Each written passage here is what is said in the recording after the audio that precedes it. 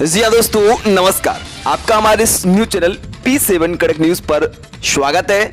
मध्य प्रदेश में होने वाले ग्राम त्रिस्तरीय पंचायत चुनाव 2021 के नियम और शर्तों को लेकर की इस वक्त की काफी बड़ी खबर आ रही है। दोस्तों, हम आपको बताएंगे कि अगर आपको मध्य प्रदेश में सरपंच चुनाव की करनी है प्रत्याशिता, तो आपको कौन कौन से नियम में होना अनिवार्य है और आपकी योग्यता है वो कितनी होनी चाहिए, और तमाम बड़े बड़े महत्वपूर्ण जानकारियां हम आपको सरपंच चुनाव से जुड़ी इस वीडियो के अंतर्गत देने वाले हैं। साथ ही साथ बताएंगे कि प्रदेश में जो पंचायत चुनाव है वो कब तक संपन्न कराए जाएंगे।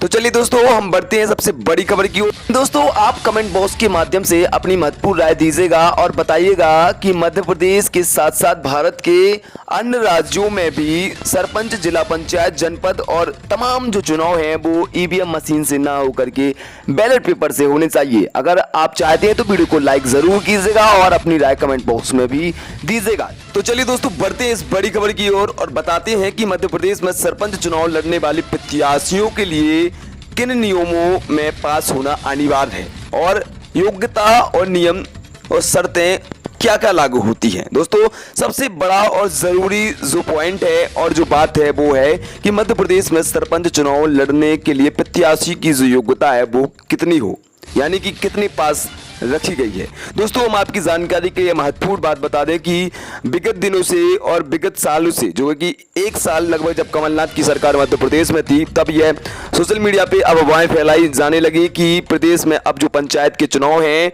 वो प्रत्यक्ष प्रणाली से होंगे और इसके साथ साथ मध्य प्रदेश में सरपंच बनने के लिए प्रत्याशी का कम से कम 10 पास होना बेहद अनिवार्य है। तो दोस्तों, हम आपकी जानकारी के लिए महत्वपूर्ण बात बता दें कि ऐसा कोई भी नियम कमलनाथ की सरकार में पास नहीं किया गया था और ना ही शिवराज सिंह चौहान की सरकार में कैबिनेट में यह अभी तक संशोधित किया गया है। यानी कि साफ तौर पर हम आपको स्पष्ट बात यह बता दें कि मध्य प्रदेश में अगर आपको सरपंच का चुनाव लड़ना है तो आप अगर अंगूठा छाप भी हैं तो आप सरपंच का चुनाव लड़ पाएंगे। यानी कि 5 पास हो या बिल्कुल भी पास ना हो, तो ऐसी स्थिति में भी आप सरपंच के योग्य हैं और सरपंच का चुनाव आप लड़ सकते हैं। कोई आपको रोक नहीं सकता और कोई आपको टोक नहीं सकता। यह महत्वपूर्ण बात है और महत्वपूर्ण जानकारी हमने आपको इस वक्त बताई है, जो कई प्रत्याशियों के मन में संशय का विषय भी बनी हुई थी और इसी के कारण उनकी जो उम्मीदें हैं वो टूट पड़ी थी, यानी कि टूट गई थी। साफ तौर पर यह कहते हैं कि जो प्रत्याशी अनपढ़ थे, पढ़े लिखे नहीं थे, अंगूठा छाप थे,